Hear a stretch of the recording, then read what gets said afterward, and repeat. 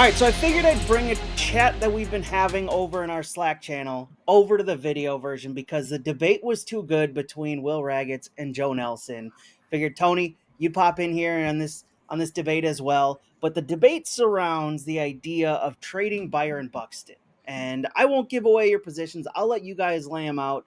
But with the Twins kind of floundering this season, many expect them to be uh, potential sellers at the trade deadline at the end of the month. And Byron Buxton, all-star, once again for the Twins. He'll be in the home run derby. His name's been floated around there by prognosticators and talking heads across Major League Baseball that he might be a potential trade candidate. So, Will, why don't you lay it out? Why don't you lay out your position on a potential Byron Buxton trade and potential trade packages that could be out there for Minnesota? Yeah, it's an interesting conversation and discussion for sure. I think it's important to preface it by saying that it might be a moot point because Byron Buxton has a no trade clause that runs through the end of the 2026 season, and then I think he can block trades to 5 teams or something in the last couple of years of his contract, which goes through 2028. So he might not necessarily waive that. He likes being in Minnesota. He said he wants to win in Minnesota. Maybe he'd waive it. Maybe he wouldn't. I don't know. That's just, I feel like, important to set the context. As far as if the Twins would actually consider it, my position is that you shouldn't trade Byron Buxton unless you were to get some sort of incredible offer that would be just too good to pass up. And there was a piece from ESPN today, which we just covered over at Twins on SI, floating a few trade proposals, which would at least be intriguing enough to be in the ballpark. But my general stance is Byron Buxton is healthy this year. He is playing like one of the absolute best players in baseball. 20 home runs, 16 steals. It's early July. Up there with the AL outfielder leaders in OPS and all other kinds of offensive and defensive stats. WAR.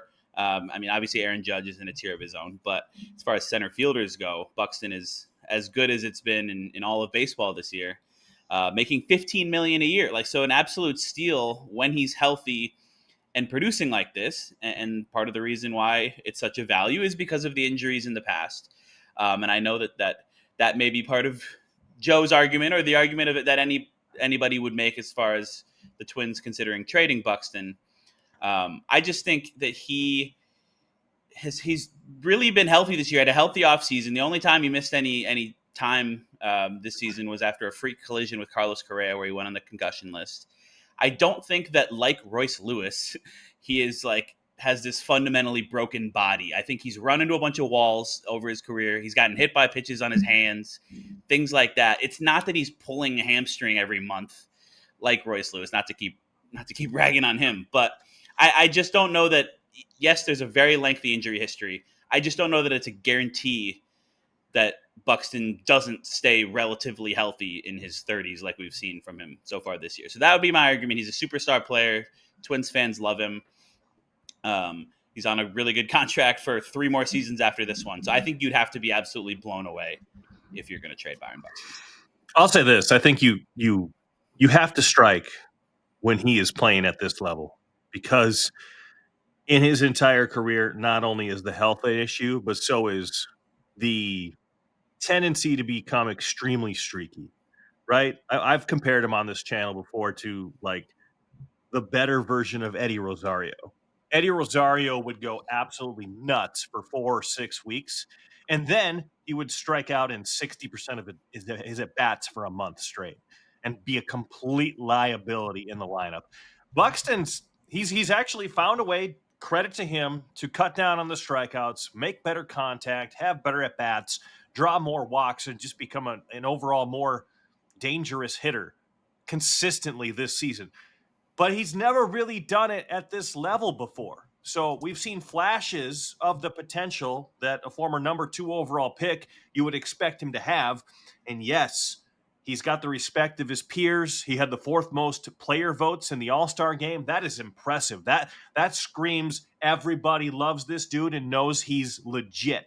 But when you're playing at this level and you're the Twins, who really, let's be honest, are they going to compete for a World Series this year? Are they going to compete to even go deep into the playoffs? Are they going to be even going to be in the wild card conversation a month from now? We don't know that for sure. And with the ownership situation still a mess, I think now is the time for Derek Falvey to try and save his job, which I don't know if it's possible, but you got to go out and make a deal.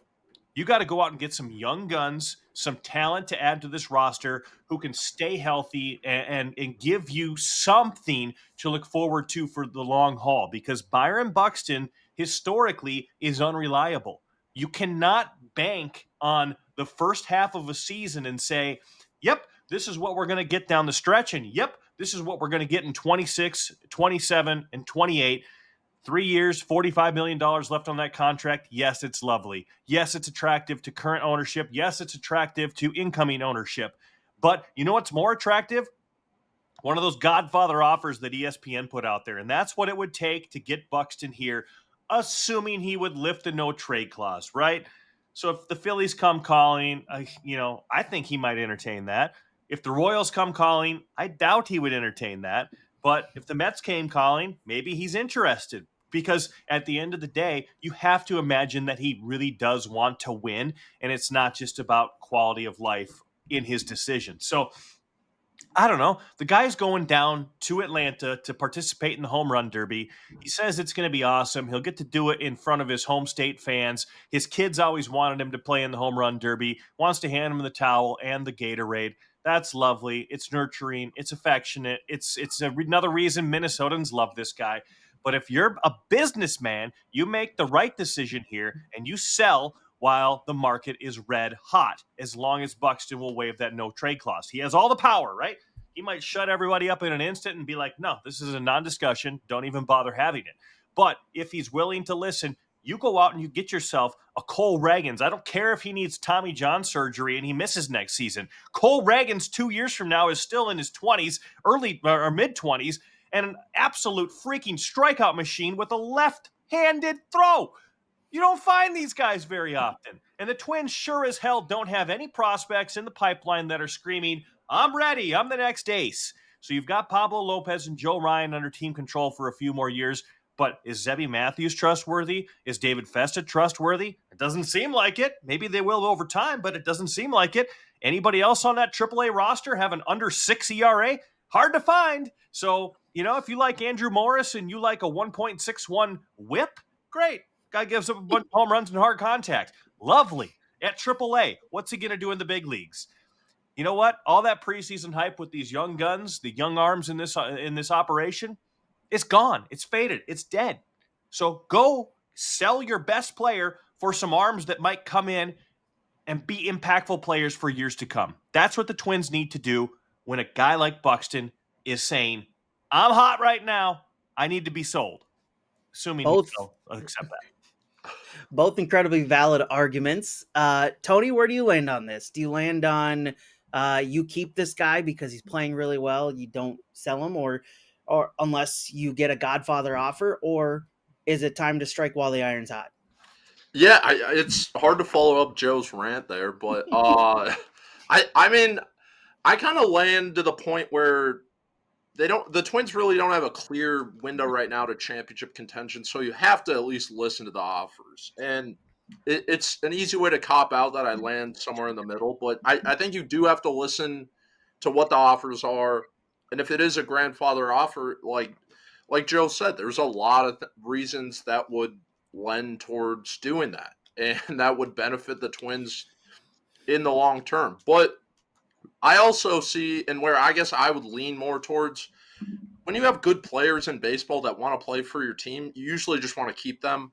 It's not easy to find good players, and all those guys that Joe mentioned, at one point David Festa and Zebby Matthews were supposed to be great. Now they're kind of meh. So, if you're getting all these young guys, you have a guy right now who's competing at an all-star level, borderline, MVP discussion when he's at his best. You want to keep those guys on your roster because they don't grow on trees, and a lot of people like Byron Buxton. And okay, the Twins do that deal. They get solid pitcher maybe for 2 or 3 years, or who knows, maybe he turns into a Hall of Famer. But and likely, I don't know, he's just a good starting pitcher because there's just not that many like insanely good starting pitchers out there. So I don't know. I kind of lean towards you have a good player on your team who wants to be here, just keep him and then try to build around that.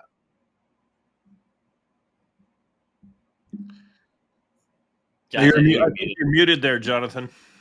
In fact, I don't think. I know you're muted. Yeah, there we go. Now I'm not. My kid came in there, you saw on the screen, so had to mute. Twins 43 and 47, 5 games out of the wild card spot. Where do you guys land on this team being a seller, buyer, standing pat at the trade deadline? Joe, Will, Tony, I'll go in that order. Nobody knows because we don't know if Derek Falvey's and Jeremy Zoll, the general manager's, hands are tied, right? Are they handcuffed? Because I bet they're itching to make some moves because they know their jobs are on the line with an ownership change looming. So, if they're forced to sit here and stand pat to keep, the payroll the same and the roster the same for the fluidity of the purchase, I mean, there's nothing these guys can do. That's what I would assume is happening, maybe something minor, maybe something that's even money, but I doubt they're going to be allowed to make any big time moves. And that's another massive issue here. So you just don't know. The whole thing's a mess, right? It's like, I mean, I don't know. If you're a Twins fan, like, how can you get excited about anything right now other than Byron Buxton, coming to the plate 4 times a night? There's nothing. I mean, literally nothing. I mean, outside of, Saturday's 1:10 game first pitch, Joe Ryan versus Paul Skeens is going to be one game that I'll actually sit down and try to watch. Because outside of that, there's nothing, man. There's nothing. There's nothing to root for. Royce Lewis sucks. He bats 7th. Like, what happened? He's dead. It's like the man's soul has been stripped from his body. I don't know what's going on. But when the Chicago White Sox and the Colorado Rockies get together and have 48,000 people attend a 4th of July weekend game, and then the Minnesota Twins are at home in a border battle, and they draw like 20,000, red flags everywhere. I mean, that's embarrassing. So nobody's on board with this team right now. There's just zero energy. You got a manager who's as boring as they come. Even Byron Buxton, your most exciting player, the only thing exciting he does is go like this when he hits a home run, the buck truck. There's nothing. Absolutely nothing. We're sitting here. Fans are desperate for Eddie Julian, who still strikes out at AAA in 33% of his bats. Eddie Julian was a World Baseball Classic flash in the pan, and that's it. That's it. He's not an MLB player. He's a replacement player for a week or two at a time when somebody's injured. That's it. I don't know what there is to be excited about. So I don't think the trade rumors are going to be hot, and the only ones we're going to get are based on the assumption that Byron Buxton might waive his no-trade clause, which, for all we know, he never will. So there's really nothing here to be excited about if you're the Twins fans, and I don't know if they're going to be a buyer or seller or not. Answer your question. Joe, who in Twins history hurt you? Jeez, this feels personal. Dude, it's not personal. It is what it is. I mean, seriously, it's like if there was one player I could liken this franchise to, it's like Anthony Rendon, right? Like, you get all excited about it, and then he sucks for 5 straight years, and he's a waste of time and money. That's the Twins as a whole. They get you excited. Okay, well, who are these Twins? They started 13 and 20, then they won 21 out of 28, including 13 in a row, and now they're 9 and 21 in their last 30, right? Like, which one of these is real? Well, I'm going to go with the two blocks that are surrounding that hot streak, the two, crap blocks. So awful baseball is who they are. I'm just not sold that they're any good. Can I go for a couple minutes here? Yeah, I've done a lot. Yeah, please do. No. You're making interesting points, and it's hard to disagree. It's hard to blame you for that sentiment, which of kind of apathy, which I think is shared by a lot of Twins fans right now. I am generally, as you guys know, a little bit optimistic, overly optimistic probably with the Twins. I just think it's more fun to do it that way and to try to have some hope and belief. They're 5 games back of a wild card spot. There's a lot of baseball left to play. if Carlos Correa, there's a lot of ifs. If Carlos Correa could ever start to hit, if Pablo Lopez comes back, Trade Correa. they have some pieces. I don't think you trade him. That'd be selling low on a huge contract. He's terrible. You're not getting much. He's been bad for 5 years. That I don't think that's true. I was gonna. That reminds me that I was gonna push back a little bit with just against the notion that Byron Buxton has been streaky. I think we've talked about this before prior to the season.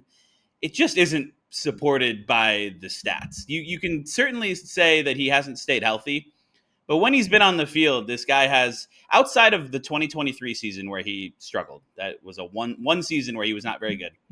He has an OPS plus over 125 in 5 of the last 6 seasons. Raw OPS over 830 in each of those years. Like he maybe has some times where he strikes out a little bit more than some players, but that's because he hits for more power than some players. He has not been streaky. He has produced at a very high level when he has been on the field. And the issue has been problem. The issue has been staying on the field, yes. But I have already said my stance. I don't inherently think across all of sports, and then sometimes on a more case-to-case basis, I don't think that having injuries in the past guarantees future injuries. People get this hit with this injury-prone label.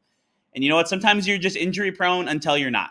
And then you just stay healthy. And I wish I had a great example from off the top of my head right now. But sometimes you just have that label and you get hurt and you miss time. And then you know what? You stay healthy for 6-7 straight years because it's kind of random. And these things are hard to predict. And unless you are, again, to bring up Royce Lewis, who has been one of the biggest disappointments of this season, if you just have these persistent soft tissue things, then that's one thing.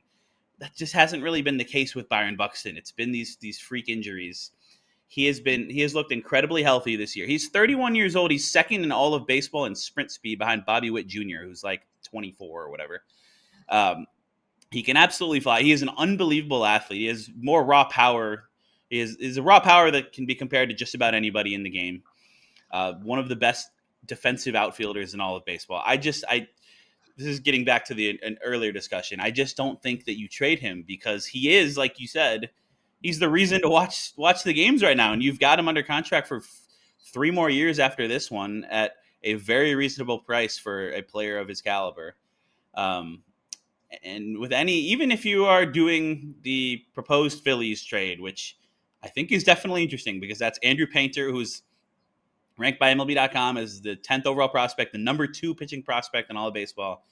And Justin Crawford, Carl Crawford's son, who has been raking at AAA this year. He doesn't hit for power, but he hits for average and has speed and all those things. Even then, those are 2 prospects that you don't know. They're 21, 22 years old. They could be great. They could be terrible. They could be nothing in Major League Baseball. Even a top pitching prospect. Your arm, Andrew Painter missed all of 2023 and all of 2024 due to Tommy John. That could happen again. There's no sure things. And yes, Byron Buxton could get hurt again, but he is much more of a proven commodity that I would rather keep on this current contract and try to build around and eventually hopefully get some ownership clarity and maybe a little bit more payroll juice and you figure something out. I don't think anything notable one way or another is going to happen at this deadline with the ownership uncertainty, but the Twins are not that far removed. I know they're getting further and further removed, but they're still not that far removed from the 2023 postseason when they were electrifying and they looked like a team that had a chance to make a run. So I'm not ready to tear it all down right now because they're 4 games under 500 and trade Buxton and trade Correa and try to rebuild because you could rebuild and it could work really well like the mid-2010s Astros or Royals, or you could rebuild and then be stuck rebuilding for the next 10 years like the White Sox or the Rockies or the A's or any number of other teams. So my hopelessly optimistic take is you keep Byron Buxton, who is a superstar, under contract. You continue to try to build around him moving forward and hope that you can get something out of your prospects who come up soon, and you hope that your pitching can stay healthy and you might just have a chance to get back in the mix. Tony, close us out. Where do you stand on the Twins being buyers or sellers at the deadline at the end of the month? Yeah, I mean, you guys talk about like fan interest and reason why people should get excited about the Twins. I think if you trade Buxton, it's just like the casual fan, they're not going to know half the players on the team. They're going to have zero reason to go to the games. That 20,000. Nobody goes anywhere. Yeah, but that'll even be. It can always get worse. Look, man, it can get a lot worse. Twins TV is already jumping the shark with no announcer. They're just going players only broadcast. That's like the Fonz literally jumping the shark, where the saying comes from in Happy Days, right? Like, you run out of episode content. So now it's like, oh, how do we get people to watch? Well, let's put Pablo Lopez on the broadcast for 9 innings with a bunch of other players and see what happens. I mean, they're jumping the shark. And yeah, maybe it's just because Corey Provos had a birthday and wants a vacation. I don't know, but I think it's ridiculous. This team has absolutely given us no reason to watch, and Byron Buxton is not enough to draw the eyeballs in. So if we're banking on Buxton, or the Twins are banking on Buxton being the appeal for the final 2.5 months of the season, then my God, just contract this team and invest in, like, I don't know, something conspiratorial or something more interesting. Yeah, but if you trade Buxton, like, the next 3 to 5 years could get really, I don't want to say like dark, but like they would turn into the White Sox and A's, that they're just like god awful, horrible, like embarrassment every single year. I'd rather not go back to the 2011 through 2015 Twin. That was a dark time. Yeah, when they held on to their players who they thought were going to be good, but they kept getting hurt for too long. Those guys? I don't know if that is the reason why they were so bad back then, but certainly it was a factor. You talking like Mauer and Morneau? Morneau was out of here by about that point, I think. But he was there until 13. Mauer was obviously, you keep throwing the same guy back in the 3-hole when he's no longer got the ability and he's always hurt. It's just poor decision making based on legendary status. Right? Like, if Harmon Killebrew decided to never retire, would you always bat him 3rd or 4th just because he's Harmon Killebrew? No, the man's 60 years old. Now he's dead. But, you don't do that. You don't play a dead guy. So if Byron Buxton in 5 years from now, he's always hurt, but because he's healthy for 1 week, you say, okay, you're batting leadoff, or you're batting 3rd. That's what they did with Joe Mauer, and it was stupid. And I don't want to see him make the same mistake with Byron Buxton. So that's why you sell when the market is potentially hot. If he'll have it. That seems like a confusing argument. You could make that argument for Correa right now, that they're continuing to. No, I was using the Mauer thing and hoping it doesn't happen with Buxton. Okay. But the same process, I think it's analogous, because Buxton, if you're believing that he's suddenly going to be healthy based on a good first half of the season, based on 10 years of evidence that says nope. I mean, the odds are the guy's going to get hurt based on his style of play, whether it's, slamming into a wall or tweaking something or an old injury acting up. The headaches could return. Remember that was an issue, concussions. So there's all kinds of, frailties with this man that make him vulnerable to missing significant stretches of time. And that is besides the fact that he has a nice OPS plus. But if you give the team 75 games a season, I mean, you're not a valuable player. You are when you're on the field. He has played in 73 games already, and if you go by the formula that people use, where they've calculated how much one win above replacement is worth, he's already been worth his $15 million, more than that. Oh, for sure. The contract's amazing. Absolutely. Yeah. So that's my point. Like, it is frustrating that he has not been able to stay healthy, but even if he plays 80, 90, 100 games like he has, he's worth the current contract, based on how the analytics values that. And I just think you got to give him a chance. Yes, he's gotten hurt before, but let's give him a chance to play 130 this year and see if he can do it. I'll say this. And if he can, he's among the most valuable players in all of baseball. If I'm coming in to buy the Twins,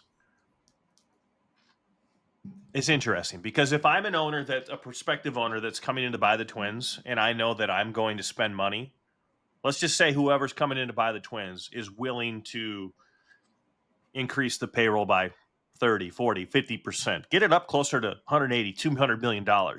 Then I have no problem keeping Byron Buxton, because I'm going to invest in other talent, right? But if you're not going to invest in this roster and bring in more talent, then what's the point of holding on to Byron Buxton when you can bring in a couple of pieces who could maybe get you those cheaper contracts and the talent? Maybe they could even be Byron Buxton someday.